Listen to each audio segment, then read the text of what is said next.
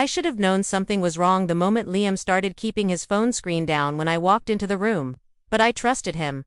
I trusted her. And that was my first mistake.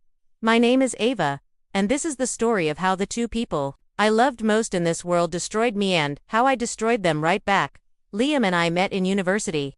He was studying digital marketing. I was into media and communications. We were the perfect power couple, or so everyone said. We built a YouTube channel together, documenting our lives, our trips, our love, and it worked. People loved us. Our chemistry was genuine, our laughter real. Zoe had been my best friend since high school.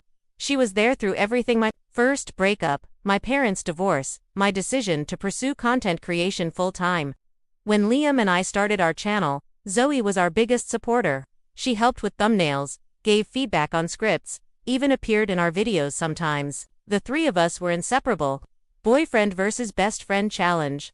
I'd announce to the camera, and Zoe would flash that brilliant smile of hers while Liam rolled his eyes dramatically.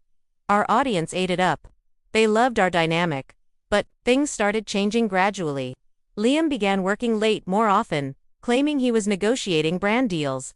Zoe started showing up at our apartment even when I hadn't invited her. They'd share inside jokes that left me feeling like an outsider in my own relationship. I brushed it off. Paranoia, I told myself. Insecurity. Trust issues. The first real red flag was when I noticed Liam's phone lighting up with messages from Zoe at 2 a.m. When I asked about it, he waved it off. Just discussing video ideas for tomorrow, he said, turning his phone face down on the nightstand. The second red flag was Zoe posting an Instagram story from Liam's apartment when I was out of town visiting my parents. I texted her, at Liam's. She replied, just helping him edit some footage. Miss you, with a heart emoji. But the final blow, the one that shattered everything. I was editing a video when I stumbled upon a new channel. No face, no name, just a sleek logo. And as I watched their first video, my blood ran cold. It was my script, word for word, ideas I had developed, locations I had scouted, jokes I had written, all stolen. The voiceover was Liam's. The thumbnail style was Zoe's. I sat there, staring at my screen, my heart pounding so hard I could hear it in my ears. How long had this been going on? How many of my ideas had they taken? I confronted Liam the next morning. He denied everything. Of course. Coincidence, he called it. Zoe helped me brainstorm, and maybe we accidentally overlapped with some of your ideas. I wanted to believe him. God, I wanted to believe him so badly. But then Zoe posted that photo. The soft launch that would break me completely. There they were, sitting close together in a cafe, laughing without a care in the world. The caption read, "Finally free, new beginnings." That was the moment something inside me died. The girl who loved Liam, who trusted Zoe, who believed in their friendship, that girl was gone. In her place stood someone else. Someone colder, someone smarter, someone who would make them regret ever crossing her. I didn't cry. Not then. Instead, I started planning. And as I watched their new channel grow, using my ideas, I made a vow. They would regret the day they decided to betray me. This wasn't just about heartbreak anymore. This was about justice. And I would be the one to deliver it. The first 48 hours after discovering the betrayal were a blur of rage and tears. I'd alternate between sobbing on my bathroom floor and pacing my apartment, imagining all the ways I could make them pay. But by the third day, the tears had dried up, replaced by something colder, something more dangerous. Clarity. I sat at my desk, laptop open, a blank document staring back at me. What was I going to do? Confront them publicly, expose them on social media, send screenshots to their followers. All those ideas felt too temporary, too impulsive. I wanted something that would last, something that would hurt them where it mattered most, their reputation, their success, their carefully constructed image. I started by documenting everything.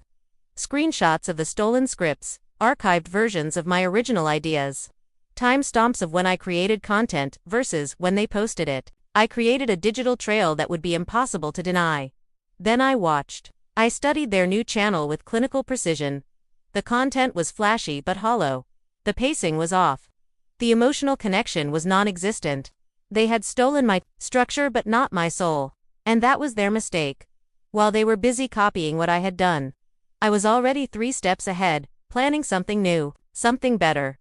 Velvet revenge. The name came to me at 3 a.m. as I was sketching ideas in a notebook. Velvet soft, luxurious, but with an edge. Revenge sharp, deliberate, satisfying. It was perfect. I spent the next week building my new brand. Black and crimson color scheme.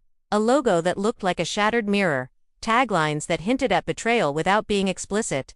This wasn't just a YouTube channel. It was a movement. The first video was the hardest. I wrote and rewrote the script a dozen times, trying to balance raw emotion with strategic storytelling. I didn't want to come across as bitter or vindictive.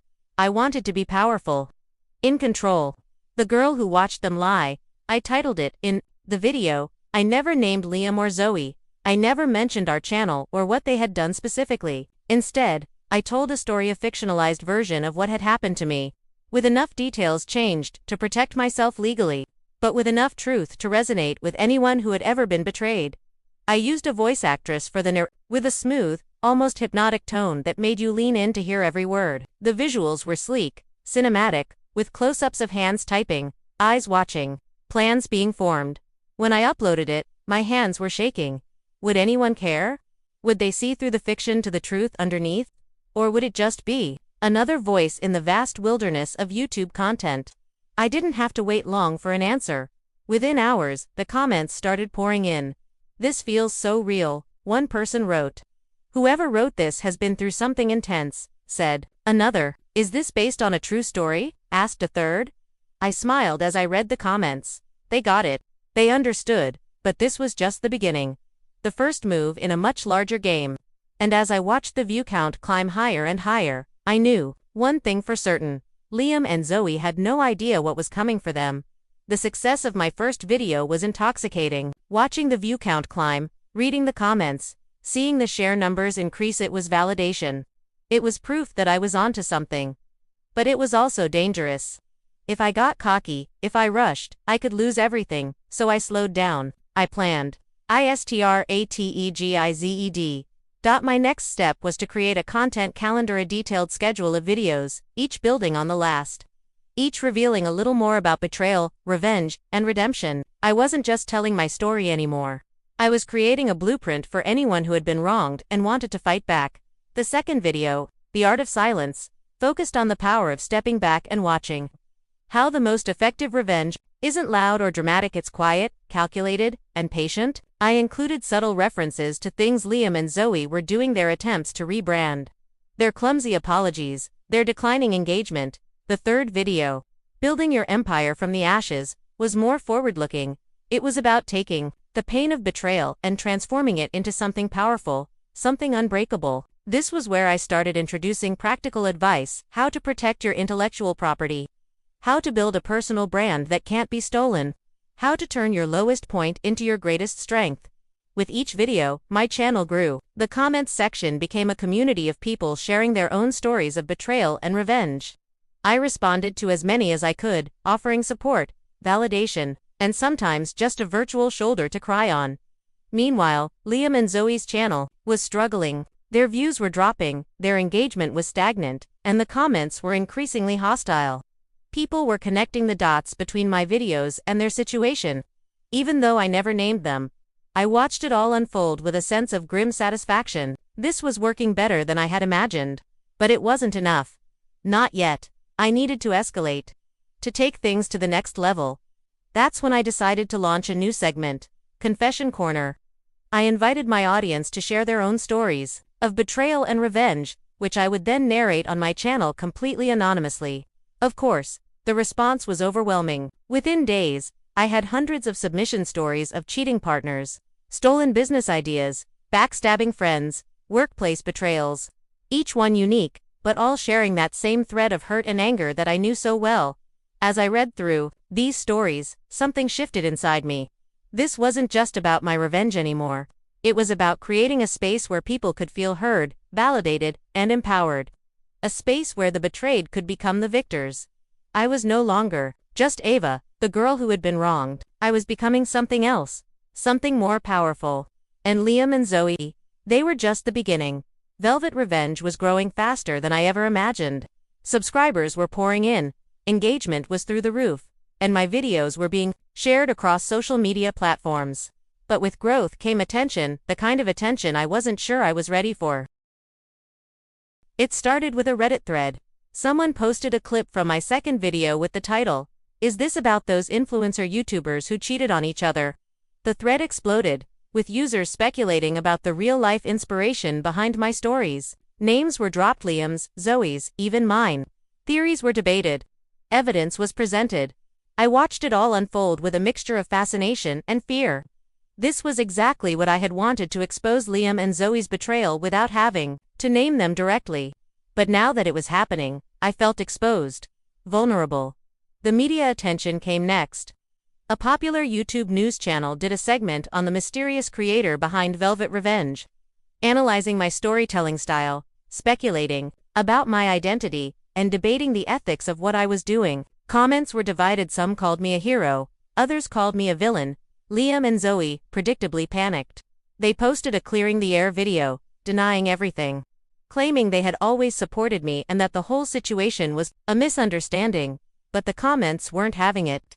Viewers called them out, pointed out inconsistencies in their story, and accused them of gaslighting. Their subscriber count started to drop. Mine continued to rise. Then came the email that would change everything. It was from a producer at a digital media company, offering me a podcast series based on Velvet Revenge, with creative control, a generous budget, and distribution across all major platforms. I stared at that email for hours, my mind racing. This was the opportunity I had been working toward. Recognition, validation, a chance to take my message to a much larger audience. But it came with a catch. They wanted me to narrate the podcast myself. No voice actress, no anonymity. They wanted Ava, not just Velvet Revenge. If I accepted this deal, I would be stepping out of the shadows. I would be owning my story publicly, facing Liam and Zoe not just online but potentially in real life. Was I ready for that? Did I want that level of exposure? I didn't sleep that night. I paced my apartment, weighing the pros and cons, imagining every possible outcome. By morning, I had made my decision. I replied to the producer with a simple message: "I'm interested, but I have conditions. Full creative control. No face reveal. And the podcast isn't just about my story, it's about everyone's story, about giving a voice to those who have been silenced." To my surprise, they agreed. The deal was signed within a week. The first episode of the Velvet Revenge podcast was scheduled to drop in 2 weeks. I had a professional studio, a sound engineer, and a platform that would reach millions. As I sat in that studio, recording the introduction to the podcast, I felt a surge of power. This was it, the moment everything changed. Not just for me, but for everyone who had ever been betrayed, underestimated, or stolen from. The podcast was called The Blueprint, and it was exactly that: a step-by-step guide to turning betrayal into empowerment, hurt into healing, revenge into rebirth. I never mentioned Liam or Zoe by name. I didn't have to. Their story was just one of many now, and as the podcast climbed the charts, as my message spread farther than I ever imagined, I knew that this was only the beginning. The podcast exploded. Within days of its launch, The Blueprint was trending on every platform, and my subscriber count across all channels grew exponentially. But what surprised me most wasn't the numbers, it was the response. My inbox flooded with messages from listeners, sharing their own stories of betrayal and how my podcast had inspired them to take back their power. A young entrepreneur whose business partner had stolen her idea, a musician whose bandmate had taken credit for their songs, a writer whose roommate had plagiarized their work. Each story was unique, but they all shared a common thread: the pain of being betrayed by someone they trusted, and the desire to reclaim what was taken from them. That's when I realized Velvet Revenge had evolved beyond just my story. It had become a movement. I launched a new segment on my channel called Your Stories, Your Voice, where I would narrate these submissions, completely anonymously. Of course, with the same cinematic style and emotional depth that had become my trademark. The response was overwhelming. Within weeks, I had thousands of submissions from around the world. I read every single one, often late into the night, moved by the raw honesty and resilience of these strangers who were now part of my community. As the movement grew, so did the opportunities. I was invited to speak at conferences, featured in articles and podcasts, and approached by brands that wanted to collaborate. But I was careful about what I said yes to. This wasn't about fame or clout, it was about impact. I launched a mentorship program for creators who had been stolen from or silenced, helping them rebuild their brands and reclaim their narratives. I created a digital course on protecting intellectual property and building a resilient online presence. I even started working with lawyers to develop resources, specifically for creators dealing with theft and betrayal. Meanwhile, Liam and Zoe's continued to decline. They posted apology videos, tried to rebrand their channel, even hinted at mental health struggles to explain their behavior. But it was too late. The internet never forgets, and their audience had moved on not just from them, but from the kind of shallow, inauthentic content they represented. I didn't gloat. I didn't post about their downfall or celebrate their failure. That wasn't what Velvet Revenge was about anymore. It was about building something better from the ashes of betrayal. It was about turning pain into power. But just when I thought I had moved beyond the need for revenge, just when I thought I had evolved past the anger and hurt, something happened that brought it all rushing back. An invitation. Not just any invitation. An invitation to speak at CreatorCon, the same event where Liam and I had first launched our channel years ago. The same event where Liam and Zoe would be speaking on a panel about building authentic relationships as creators. The irony wasn't lost on me, and neither was the opportunity. This was it. The moment I had been waiting for. The chance to confront them publicly, to expose them in front of the very community that had once celebrated us. To finally have my revenge in the most public way possible. I accepted the invitation, and as I began preparing my speech, I knew that this would be the defining moment of Velvet Revenge, the moment when everything would change. The day of CreatorCon arrived with a mix of nervous energy and grim determination. I stood backstage, watching as Liam and Zoe finished their panel on building authentic relationships.